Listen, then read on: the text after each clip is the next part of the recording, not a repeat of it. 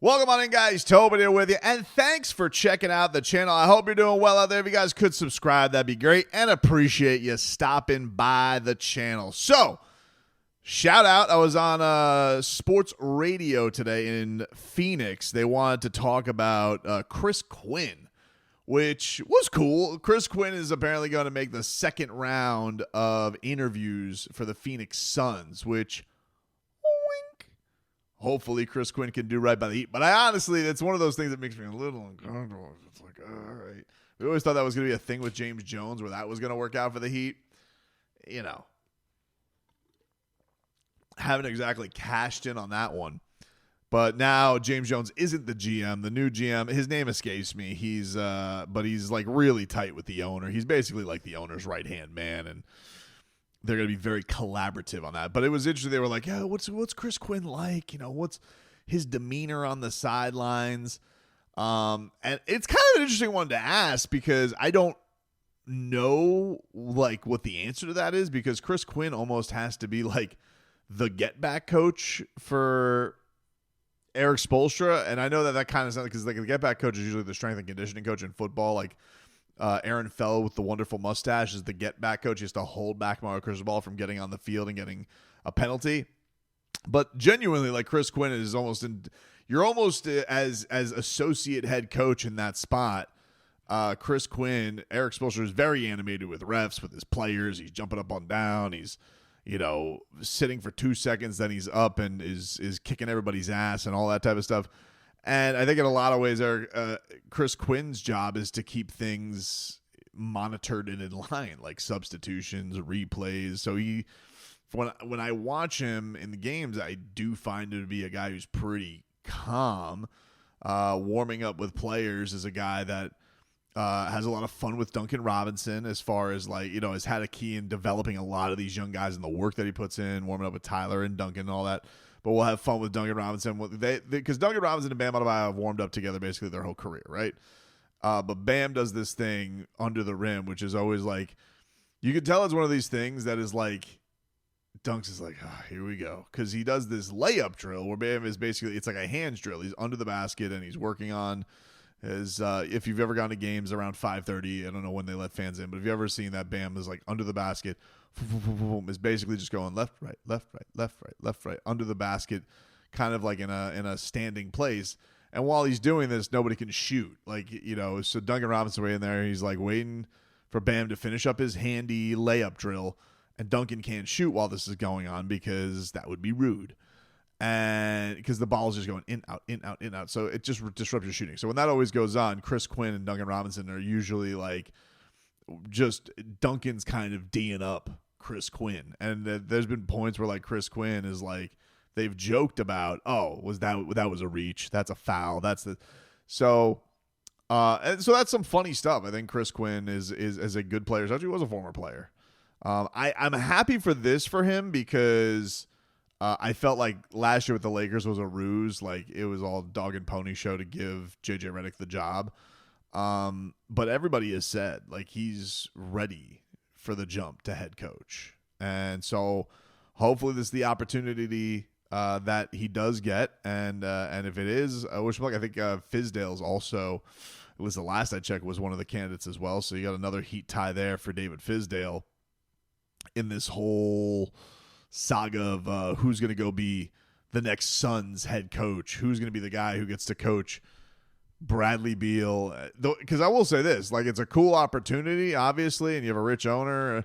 They're going to be doing some kind of a restart, but this guy's fired 3 coaches in 3 years or 2 coaches in 3 years. Like, you can't feel. I mean, the job security right now of an NBA coach is laughable. It's interesting because it's like the Heat play in a different playpen than anybody else with this, right? Because it's basically, it was the Spurs, the Heat, the Warriors.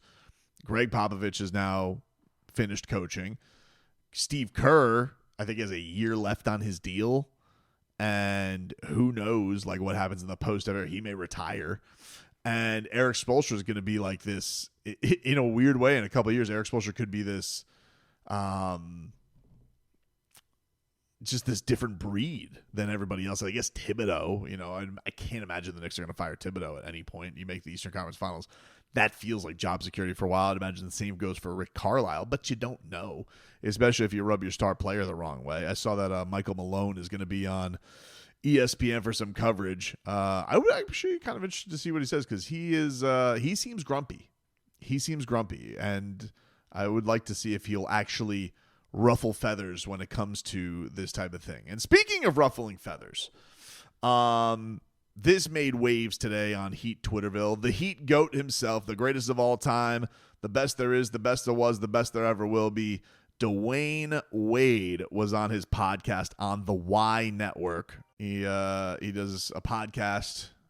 Go give D Wade a follow if you guys haven't. I actually like what Dwayne Wade is doing with his podcast, because I think, a lot of basketball players are getting into the podcast game, and I like a lot of them. I don't like others.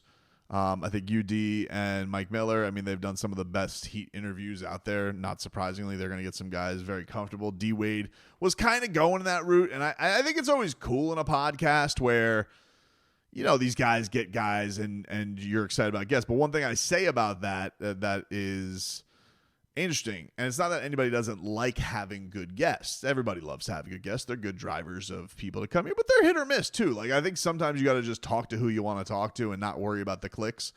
Why I interview so many fighters and you see them on this channel. Like, I don't give a rat's ass if it gets 400 views. I wanted to talk to such and such, But one thing I think is an important thing is, like, you find your own voice in broadcasting and you give your input on what's going on. And Dwayne Wade is Dwayne Wade has done the game with Turner.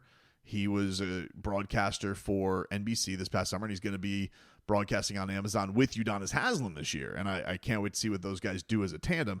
But one of the things that I like about Dwayne's podcast is he is basically doing like 2-3 a week where he's keeping up with all of the games. And so, as opposed to a lot of other, I think Teague does this too, and Gilbert Arenas does this, where like they're in there and they're reacting to everything that's happening. And I'm like, that's important if you want to keep this going. You look at somebody like Shannon Sharp and how he's going, and he's broadcasting every single night. And then you look at other guys who are like doing it like once a week, and you're giving me fodder from like 2 weeks ago. Like, all right, I've heard every opinion on this. So I think what Dwayne is doing is smart from a podcast standpoint. But he ruffled some feathers today in the Jimmy Butler camp, because he had a criticism about how Jimmy Butler was playing this last game. And I really don't understand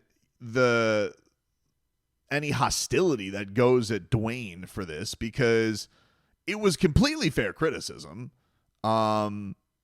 Because you're sitting there and all he was doing was going about that he wasn't aggressive enough. And I think everybody who followed the Warriors and what was going on there, it is like the number one complaint about Jimmy after that all happened. Now, we all do this under the guise of, hey, Jimmy Butler might not have been healthy. He, fell on his ass. It looked like it hurt a lot. I don't know what he was like in that. But Dwayne Wade said on his podcast, he says, I think the thing with Jimmy is I don't like the way that he just approached the game. And he's specifically referring to this closeout game. He says, I know Jimmy is a pass-first guy. I know that he's about getting the ball, getting his teammates the ball and wants to see them shine. But at this point, when you're getting $60 million, this isn't working. You got to go. He continued. He said, Butler's too good of a basketball player to not have his imprint on the game. And sorry, sir, when it's time for you to take over, you just have to. And even then, even when you can't do it from the standpoint of you're not making shots, I don't care. Shoot. It's bad offense if you're not shooting. Getting too close to the paint and not putting the ball in the basket, that's bad offense. And I don't know if you guys saw this, but there was, I guess D Wade did like a live stream, and he was like frustrated like in real time about the way Jimmy Butler was playing. And I think everybody who watched Jimmy Butler not have that ferocity of attacking the basket like he did in game 4, where he put up, I think it was 33 points. Did seem like he ran out of gas a little bit. Yes, he had to go up against Rudy Gobert, and they have good defense, and there's no Steph Curry. Granted, not like the most ideal circumstances, but Wade's point was, you can't leave this on an open Kuminga shot or an open Podziemski shot. You need to go down swinging, and because that's just what it is. And no one's going to want to hear about injuries when you're the guy. Look, Dwayne Wade in the 2014 finals did not have any gas left in the tank, nobody gave a rat's ass. Nobody gave Dwayne Wade a break. Everybody said, nice job, old creaky knees, washed. And then everybody was, mad because, yes, LeBron, hightailed it out of town. But they basically said, yeah, Dwayne Wade don't got it anymore. Nobody gave D Wade a break at that point. In the mainstream media, Heat fans still loved him, but the guy, it was like, oh, well, Dwayne, he's got bad knees. No, and that's a guy who already had 3 championships in the bag. So he also said, Wade, it said, Wade went on a question. He says, it's not always because of injuries. Sometimes you need, I need to see you going to do every, let me reread that. It's not always because of injury. Sometimes I need to see what you're going to do in every moment, not just one moment. When he was reflecting on Pat Riley's decision to do this, he says, when Pat comes out and says, we don't want to give you the extension, it's not always injuries. I need to see what you'll do in every moment. We saw Jimmy in the bubble. He was a dog. I saw Jimmy in another finals against the Nuggets, and he did the same thing he did the other night. He didn't look at the basket. And look, Jimmy's always had a really tough time against the Nuggets. Not a team that he matches up well against. Would I give Jimmy the majority of the blame for the Nuggets series? Like, not to wrap this up? No. I mean, like, the role players stunk. Like, Caleb Martin, Max Strus, Gabe Vincent, all really, really, really important to getting the Heat to where they were the last 2 years. Very, very key in Jimmy Butler's success as well. The shooting just let them down awfully in this series. But man, that series, Aaron Gordon trying to score on him, Jimmy did not have the same ferocity. And yes, just like this and just like D Wade saying, we get it. Jimmy was probably on a cooked ankle. He probably was. But it's one of these things that has been fascinating about him. And I've always said with him, I find him to be a fascinating player because this whole playoff Jimmy thing, boom. He likes to play basketball the right way. He says this openly. He doesn't lie to anybody. He likes to get his teammates involved. He likes to play basketball the right way. But he also wants, when you get the check of an Uber star, which is what he wants to get paid like. And remember, I was for paying Jimmy Butler. And a decision that I look pretty wrong about right now because I don't know if he physically can hold up the style that he plays anymore. But the thing that Dwayne is looking at is like, yeah, hey, man, whatever the circumstances are, the best option, even if it's inefficient, is you as the option. Mind you, this is a guy that has been in that spot too. Yes, Dwayne's had some tremendous teammates with Shaquille O'Neal and with LeBron James, and they've gone far. And he's also had guys where like he's sitting around here and they can't get out of the first round because they're getting drubbed, much like where this was at the end. But, there comes a point where Dwayne Wade's not going to look and give it to Jamario Moon. He's going to go down swinging with his best shot. And the thing that's, crazy about this is, so Jimmy's agent gets all upset about this. And, I just think that, like, hey, I get it. You look at Dwayne, you say, hey, that's Jimmy's guy. They're going to show up for the statue ceremony. For whatever reason that was. I know you say that's Jimmy's guy. Hey, this is not a personal shot at anybody. He didn't talk about the quitting on the team. He didn't talk about how Jimmy acts behind the scenes. He may have thoughts on that. He probably knows a lot of stuff that he doesn't want to put out there on both sides. Dude, he's strictly talking basketball here. Dwayne is just keeping it on the court. And I'm sorry. If the guy's going to go out there and be an analyst for Amazon, if you're going to get pissy because he's got a fair critique of a guy and how he played that game and how he went about that situation, you're going to get your feathers in a ruffle about everything. So Barney Lee tweets out, he goes, man, podcast can kick rocks. Let's be clear. The playoffs for him started February 1st. Took a team that was 11th, got them to the second round of the playoffs. 2, that finals team just kind of... that finals team, just kind of offhandedly mentioned here, had 9 undrafted players on it. Okay, here's the thing, though, dude. 9 undrafted players. Very cool. Were any of those guys, up until they got to the finals, were any of those guys bums? I mean, arguably one of those undrafted guys outplayed Jimmy Butler in the Eastern Conference Finals. Like, Caleb Martin was incredible in the Eastern Conference Finals. Did a great job. I don't understand, like, why all of a sudden we're going to start disparaging these guys and say, oh, these guys were a bunch of bums. They couldn't do anything around. Like, come on, dude. What are we doing here? Like, you're saying that, and then Max Strus, $70 million contract. Duncan Robinson, $90 million contract. Gabe Vincent, what has he got? A $30 million contract.